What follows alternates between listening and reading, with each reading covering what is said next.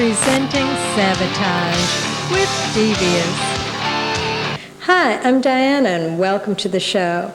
Tonight we present a longtime national recording act that's currently on Atlantic Records and has regular rotation on the Headbangers Ball. So stay right there as we take you to the Bayou in Washington, D.C. for an up-close interview with two talented and terrific guys, John Oliva and Christopher Caffery of Savatage. Hi, it's nice to be here. It's a pleasure to have you here. Thank you. Thanks. Been having a lot of success. Yeah, things have been going good. Album.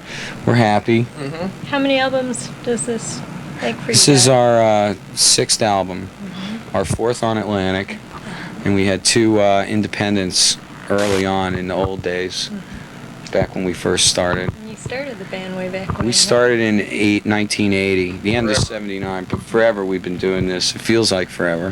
How long have you been with the band? 2 years, yeah, roundabout. 1 year officially. There was that other year I was the ghost. And how'd you meet these guys? Oh, through a friend of a friend who knew a friend that knew my friend, who got together and became friends. Were you a big Savatage fan? Well, no, I'm a little Savatage fan. John was a big Savatage. I was the big Savatage fan.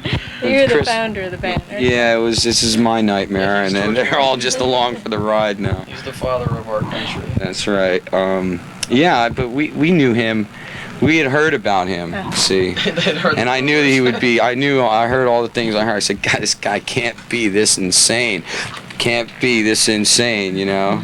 We just cued someone out, but he was, you know, which was great. He fit right in, and it's a beautiful thing. I mean, look at this smile. Never mind the red eyes. What made you decide to want to go into show business in the first place? Oh, I used to drive laziness. No. I used to drive by in my dad's. I remember when I was a kid, we used to drive by in a car. I used to see these guys out on the side of the road digging ditches and lugging blocks and stuff. You didn't want and to I was like, nah. Then I remember seeing the Beatles on Ed Sullivan, and I was like, yeah, girls, money. What a great job. This is a good job. I highly recommend it to all you viewers if you're looking for a field to get into that's exciting. Can make a lot of money if you can find it, and you know, a lot of girls, a lot of traveling. It's great. Were the Beatles one of your big inspirations? Yeah, I always loved the Beatles. Who else did you like when you were growing up? Well, I liked Led Zeppelin, Black. I was a big Beatles freak till my friend brought over the first Black Sabbath record. I was like, what was that? They had the witch on the cover. I was like, I like this stuff. It's a little bit heavier than She Loves You, yeah. So I was like, yeah. And then I was into Zeppelin, Kiss. He was a big Kiss freak. Judas Priest. Everybody. I like them all. I like everyone. And I'm not saying anything bad about Skid Row. I heard you just went on a big tour. Who was that with? Oh, we were just out. Who were we with, Christopher? We were out with Testament for the last 6 weeks. Well, not the last 6 weeks. We were out with 6 weeks to finish the second week in May. Then we started on our own. We feel like the pioneers. How'd you like playing Testament? It was interesting. I mean, it's the heaviest crowd you can possibly meet, and coming out with an album that had piano on it, we were kind of like, what did we do? You know, we kind of felt like Custer at his last stand, you know? We were like, oh. But it was really well. We were surprised to see that a lot of people were up there really getting into what we were doing, so. What would you say your most memorable gig has been? All the time? ones you can't remember. My most memorable gig was playing the Sun Dome in Tampa, Florida, because it was like, I remember when I was in high school, I was going to concerts. I was like telling my friends, going, one day I will be here, you know, and then 7 years he was in high school. 7 days. And then I was, you know, I got to play there, and it was a big show with Ronnie James Dio, and that was like a high point, you know.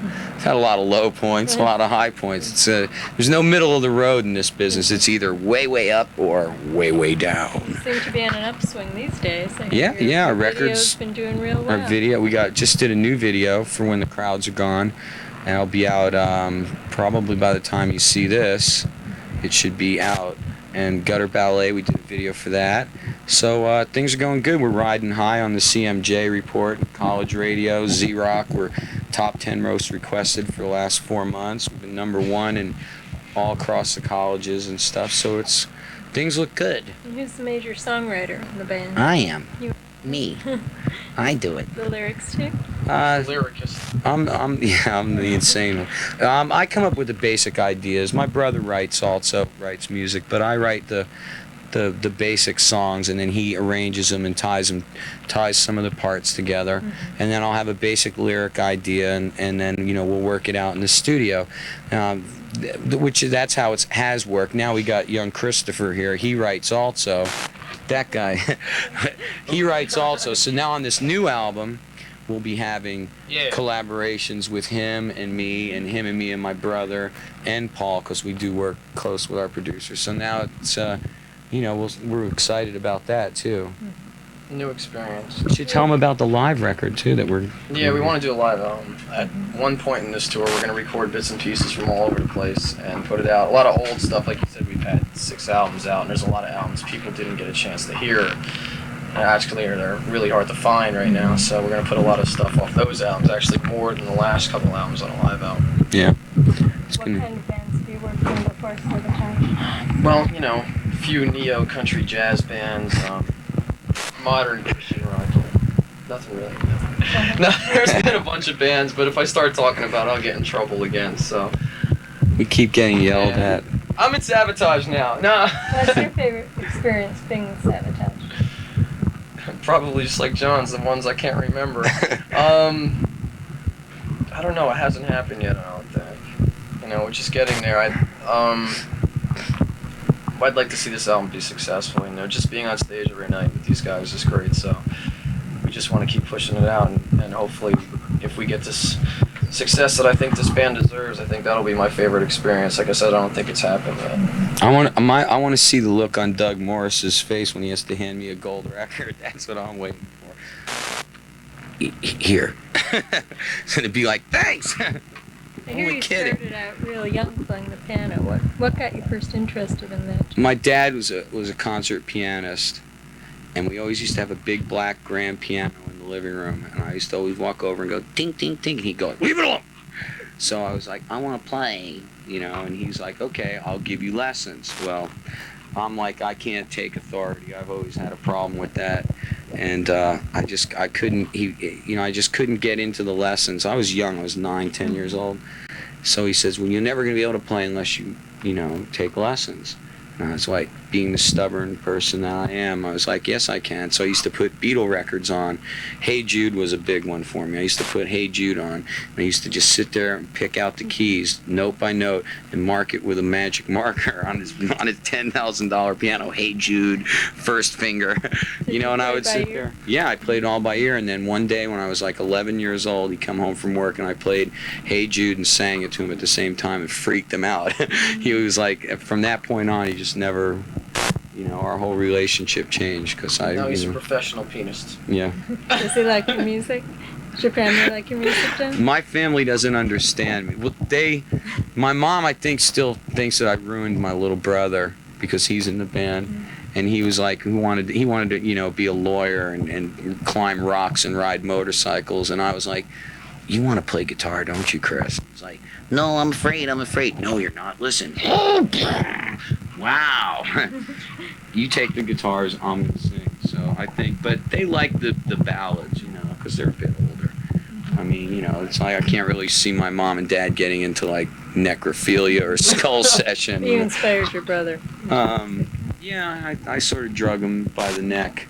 Did you play other instruments too? Yeah, I play everything.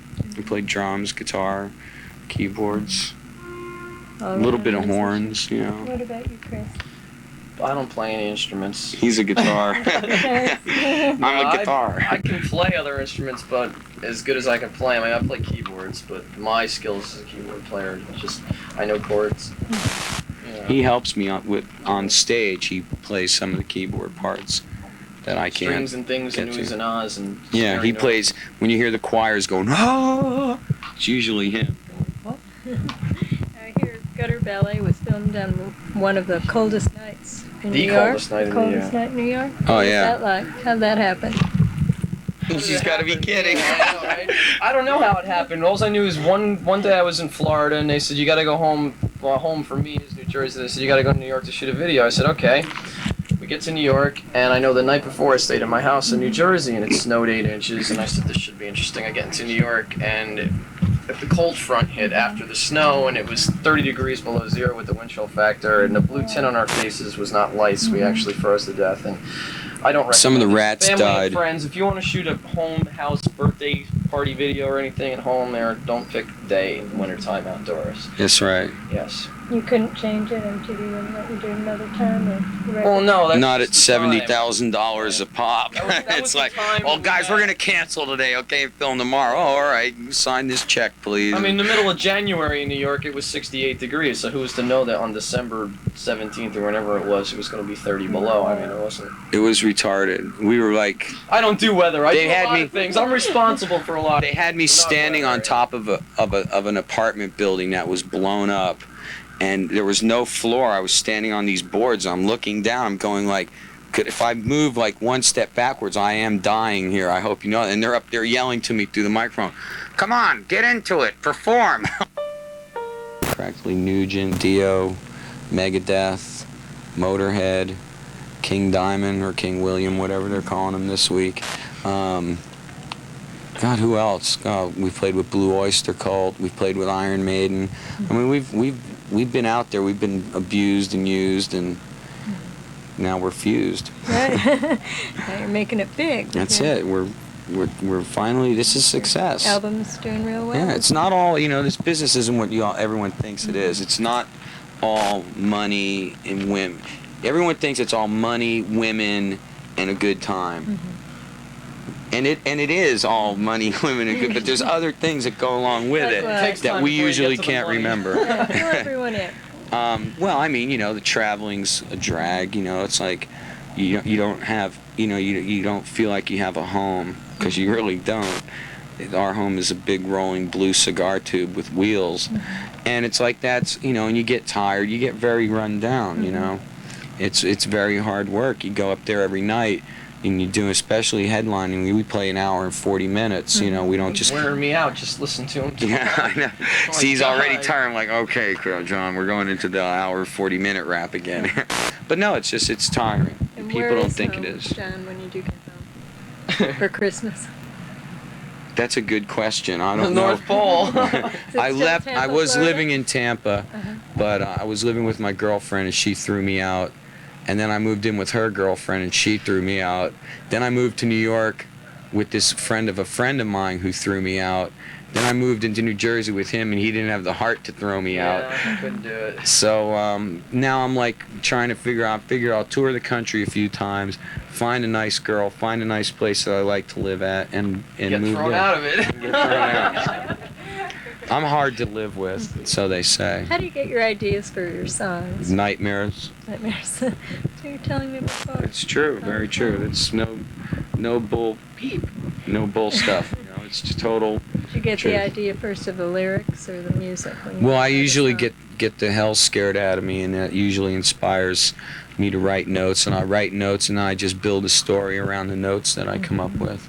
That's usually how it happens.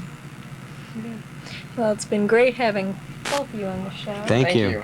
Pleasure having you. Want to wish you the very best of luck. Thank you. Savatage. Thank you again. See ya.